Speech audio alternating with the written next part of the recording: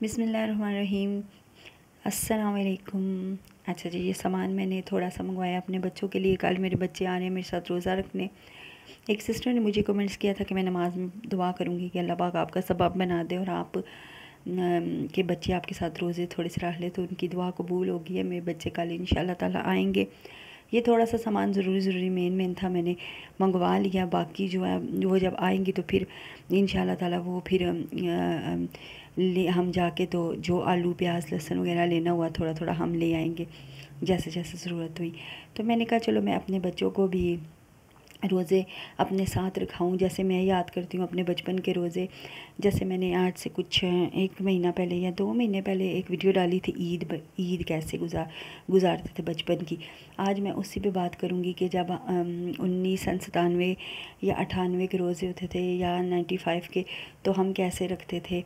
तो मैंने कहा चलो आज आप लोगों से शेयर करूँगी। मैं मेरी वीडियो को पूरा देखिएगा, इंशाल्लाह बहुत मज़ा आएगा। आप लोग पुरानी यादों में पहुंच जाएंगे जैसे मेरी ईद वाली वीडियो में पहुंचे थे। और मेरे चैनल को सब्सक्राइब लाइक शेयर भी लाजमी कर दीजिएगा। तो अच्छा, मैं सोच रही थी, मैंने कहा जब हम छोटे थे ना तो हमें रोज़े नहीं रखाए जाते थे। मैं नानी के पास रहती थी, मेरी नानी रोज़े नहीं रखाती थी। कहती थी स्कूल जाना है तो नहीं रोज़े रखने, हालांकि सर्दियों के थे और फ़र्ज़ नहीं थे उस टाइम, लेकिन ज़बरदस्ती हम कभी छुप के रोज़े भी रख लेते थे। ऐसे के उठ जाते थे ज़बरदस्ती और रोटी खा लेते थे और कहते थे हम रोज़ा रखेंगे। और फिर सारा दिन कभी चॉकलेट गली से ले आना, कभी टॉफ़ी ले आना, कभी किसी चीज़ को कलावा मार लेना और उसको जेब में रख लेना स्वेटर के कि रोज़ा खुलेगा तो खाएंगे, रोज़ा खुलेगा तो खाएंगे हम सब बच्चे। आप लोग भी यकीनन ऐसे ही करते होगे। और जब रोज़ा खुलता था तो उन चीज़ों पे दिल ही नहीं करता था और पहले इतनी लालच होती थी कि ये भी ले लें वो भी ले लें, रोज़ा खुलेगा तो हम खाएंगे। फिर जब हम दस्तरखान पे बैठे थे तो मेरी मामी कहती थी कि सब बच्चों को प्लेटें बना कर देती होती थी। अच्छा, अब प्लेटों का रवाज नहीं रहा, अब एक ही जगह पे खाते हैं ना। उस टाइम प्लेटें बनती होती थी, क्या पता आप लोग घर में बनती हों। जो भी होता था अफ्तारी में, फ्रूट पकोड़े जो भी होता था उसमें थोड़ा थोड़ा रख के देते थे, वरना हम बच्चे जो है सारे के सारे उनके मुँह के आगे से खा जाते थे। तो फिर उसके बाद बड़े हुए, अम्मी के पास आई तो फिर अम्मी जब जगाती तो दिल ही नहीं करता था उठने को। सर्दी लगती थी और तब रोज़े भी फ़र्ज़ हो गए थे, सर्दियों के रोज़े। मेरी शादी तक सर्दियों के रोज़े रहे थे। अब दोबारा आ रहे हैं ना, उस टाइम सन 2006 में मेरी शादी हुई थी तो उस टाइम तक रोज़े थे सर्दियों के। तो अम्मी उठाती होती थी, अम्मी किचन में पीढ़ी पे बैठी होती और पराठे बना रही होती थी सिलेंडर पर, नीचे से चूल्हा होता था। उस टाइम ऊपर वाली शेल्फ़ का भी इतना रवाज नहीं था 97 95 में। तो कभी कभी सिलेंडर ख़त्म हो जाता, कभी सिलेंडर को लटाते, कभी क्या करते और रोटी बनाते थे। फिर अम्मी रोटियां बनाती जाती और हम कोई बच्चा पीढ़ी पे बैठ जाता, कोई बींडा लेके बैठ जाता, कोई वो आटे वाला तोड़ा डाल के, कोई बोरी डाल के बैठ जाता किचन के फर्श पर। और अम्मी और रोला डालते, पहली रोटी मेरी, मैं खाऊंगी, मैं खाऊंगा। हम 5 भाई और 2 बहनें थी, हैं अल्हम्दुलिल्लाह, थी नहीं है तो। लेकिन अब सब बिखर बुखर गया, कोई किसी को याद नहीं करता, कोई भी किसी का हमदर्द नहीं होता। मतलब जब रिश्ते बड़े हो जाते हैं ना, सब ही अच्छे हैं, हम आपस में सब अच्छे हैं, लेकिन दूरियां बहुत आ जाती हैं, शायद जिम्मेदारियां पड़ जाती हैं तो इसलिए दूरियां बहुत आ जाती हैं बहन भाइयों में भी। तो हाँ, अम्मी रोटी देती, कहती जाके अब्बू को दे आओ। एक बहन कहती तुम दे आओ, एक भाई कहता तुम दे आओ। कमरे में, दूसरे कमरे में अब्बू होते और मेरे अब्बू थे भी बहुत साथ में, जैसे कि पहले भी वीडियो में बताती थी, बहुत ही ज़्यादा साथ थे। तो हमें डर लगता था, रोटी दे के आते थे जब छाबे में अम्मी रोटी रख के देती और सालन पानी, फिर चाय प्याले में हम लेकर जाते और फिर अम्मी के पास बैठ के तो सालन मांगते रात वाला जो होता। अम्मी हमें थोड़ा थोड़ा कटोरियों में सालन डाल के देती और ख़ुद हांडी में ही शुरू हो जाती थी। मतलब उनके लिए बचता ही नहीं था। अच्छा, माओं के लिए नहीं बचता तो माएँ शोर शराबा नहीं करती कि खाना नहीं बचा या सालन नहीं बचा। अच्छा, ये जो वीडियो है ना, ये मेरे हस्बैंड की बेटी जब ये कल नानों के घर सब गए थे ना, उनकी वाइफ और बच्चे उस पर अफ्तारी पर रात रुकने, तो वो वहाँ की वीडियो है। मैंने उसको कहा मेरे पास वीडियो नहीं है, अभी मैंने बनाई है आज की, तो फिर उससे मैंने लेके मैंने कहा चलो इसी पे आपके साथ पुरानी यादें ताज़ा कर लेते हैं। तो वहाँ मैं कह रही थी, माएँ हमारी जो हैं वो सालन नहीं भी बचता था ना तो हांडी से खा लेती थी, गुस्सा नहीं करती थी, रोला नहीं डालती थी कि मेरे लिए सालन नहीं बचा, उसी तरह वो रोज़ा रख लेती थी। अच्छा, ये ख़ुद इसने वीडियो बनाई है बोल कर, ये मेरे हस्बैंड की वाइफ भी बीच में आई हुई है। तो इसने खुद बनाई है वीडियो। अब इनकी इजाज़त से वीडियो मैंने डाल ली है। प्लीज़ मुझे कोई ना कहे कि मैंने फेस नहीं काटा या ये वो, इन्होंने खुद ऐसे डाली है तो मैं भी ऐसे ही डाल रही हूँ। अच्छा, कोई मुझसे एक दो तीन सब्सक्राइबर मांग रहे थे, इसके चैनल का लिंक जल्द ही दूंगी मैं आप लोगों को, लिंक इसके चैनल का इंशाल्लाह। अच्छा, मेरे चैनल पे कोई न्यू है तो मेरे चैनल को सब्सक्राइब, लाइक, शेयर कर दो। मुझे मेरी वीडियो कैसी लगी। तो हाँ, मैं सहरी की बात कर रही थी।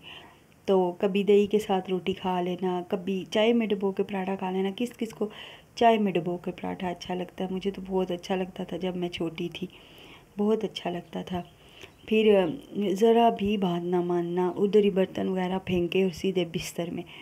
अम्मी कहती रहती उठ के नमाज़ पढ़ो, अम्मी भी बर्तन समेटती। अच्छा, उस टाइम किचन में सिंक वगैरह भी नहीं होते थे ना बर्तन धोने वाले, कि बंदा उसमें रख ले। साइड में टोकरी में अम्मी जमा करके रख देती थी और बाहर खुरा होता था जिसमें बर्तन धोने होते थे। सर्दी में फिर उस टाइम तो नहीं धुलते थे तो अम्मी जमा करके रख देती थी। हमने तो सहरी करके लेट जाना नमाज़ पढ़कर। अच्छा, और कभी कभी बातें करते करते सहरी के बाद नींद ही नहीं आती थी। कभी कभी तो ऐसे सो जाते बेखबर होकर, कभी कभी नींद ही नहीं आती थी, सूरज निकल आता। फिर हम स्कूल चले जाते पीछे, फिर अम्मी बर्तन वगैरह धो देती जो काम होता। स्कूल से आकर भी ये जो जैसे बच्चे बैठे हैं ना, इस तरह की ज़िंदगी इनकी भी ऐसी होगी, ये भी बड़े होकर याद करेंगे। तब भी फिर अपनी बच्चियों को बुला रही हूँ कि थोड़े रोज़े मेरे साथ रखे ताकि वो भी बड़े होकर शादी के बाद याद कर सकें कि हमने अपनी माँ के साथ, अपने बाप के साथ, चलो माँ बाप तो इकट्ठे नहीं हैं तो रोज़े हम लोग रखते थे, तो ऐसे मज़ा आता था। वो बहुत छोटी थी जब मैं आ गई थी उस घर से, आज से 4 साल हो गया, 5 साल होने वाले हैं।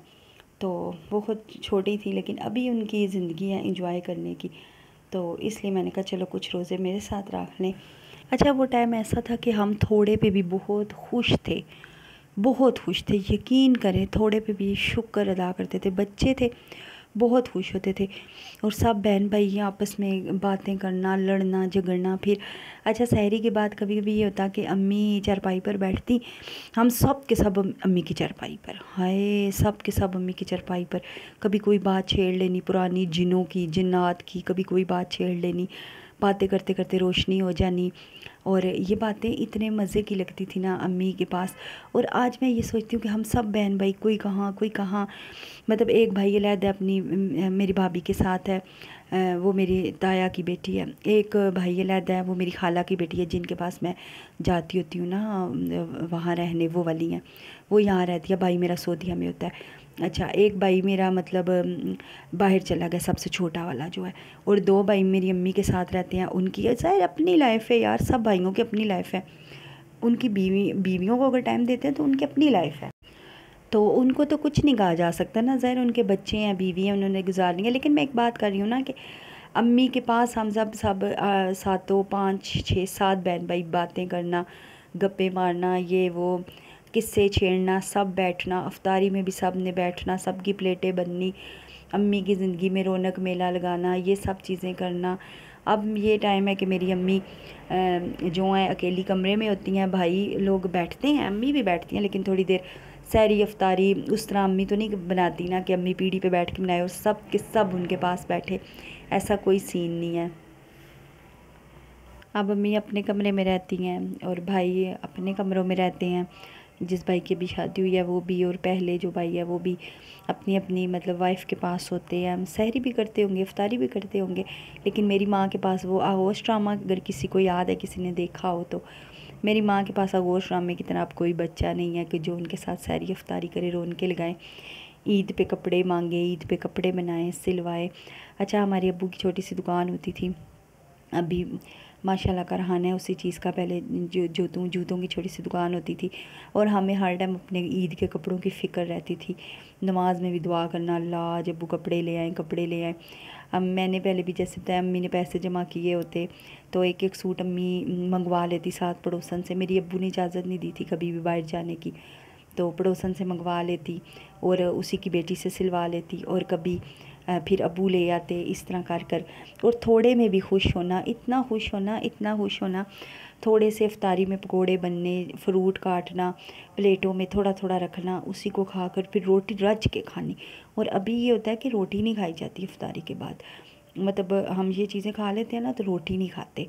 तो उस टाइम रोटी हम रज कर खाते थे और बस खेलना कूदना। काश कि वो दिन वापस आ जाए। और मैं कहती हूँ ज़िंदगी में जो गलतियाँ की हैं ना वो गलतियाँ ना करें। अच्छा, अब मुझे ये टेंशन लग रही है कि ये जो टीवी चल रहा है इस पर कॉपीराइट ना आ जाए। चले खैर, मैं कोशिश करूँगी यहाँ पे स्टिकर लगा दूँ, मैं भी तो आ रही हूँ इस पर। तो और आपको वीडियो कैसी लगी मुझे लाजमी बताइएगा, और मैं और कमेंट्स में बताइएगा कि मैं कौन कौन सी वीडियो लेकर आया करूँ, कैसी वीडियो लेकर आया करूँ। दुआओं में याद रखिएगा। और अच्छा, कल मैं और बाजी बैठी थी, हस्बैंड की वाइफ, तो वो मुझे कह रही थी तुम क्यों लिखती रहती हो। मैंने कहा मैं बातें लिखती हूँ चैनल की, साथ साथ नहीं करती तो लिखती हूँ। तो कहती हैं अच्छा अब जी बेटी आ गई है, मेरी आवाज़ें बर्दाश्त कर लीजिएगा।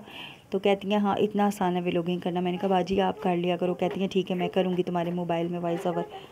तो आप जिसने मेरी हस्बैंड की वाइफ की व्लॉगिंग देखनी सुननी है तो मुझे बताइएगा, मैं उनकी भी व्लॉगिंग करूँगी, डालूँगी और आप लोग देख लीजिएगा। पहले तो कल बच्चे आ रहे हैं, कोशिश करूँगी कि उनके साथ व्लॉगिंग करूँ और आप लोगों को दिखाऊं। आप लोग जैसी वीडियो देखना चाहते हो मुझे बताइएगा और दुआओं में मुझे याद रखिएगा। इंशाल्लाह मैं भी याद रखूँगी। और जिसने मुझे दुआ के लिए कहा है, जो सिस्टर मुझे कॉल करती हैं, अल्लाह पाक उनको सेहत तंदुरुस्ती दे। और जो भी मुझसे बात करना चाहती है, मेरा नंबर कम्युनिटी में लगा हुआ है, मैंने लगाया हुआ है, आप लोग मुझसे रब्ता कर सकते हैं। बिल्कुल ये व्हाट्सअप नंबर मेरे ही पास होता है।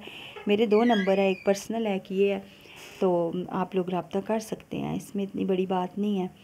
तो मुझे मैसेज कर सकते हैं, मैं ख़ुद ही इंशाल्लाह रिप्लाई दूँगी और मेरी ही तरफ से रिप्लाई आएगा। तो इसी के साथ मैं चलती हूँ, मेरी वीडियो हो रही है ख़त्म। और मुझे बताइएगा कि पुरानी बातें आपको कैसी लगी, पुराने रोज़े कैसे लगे। बस इसी तरह करते करते बड़े हो गए हैं। और यकीन करें तब छोटे थे तो कहते थे जल्दी से बड़े हो जाए, जल्दी से बड़े हो जाए, और अब बड़े हैं तो कह रहे हैं जल्दी से छोटे हो जाएं। अब हम ये छोटों को कैसे बात समझाएं कि बड़ा होना ठीक नहीं है, बड़ा होने में नुकसान है, बड़ा होना ठीक नहीं है, छोटे ही रहो। खुदा हाफिज़।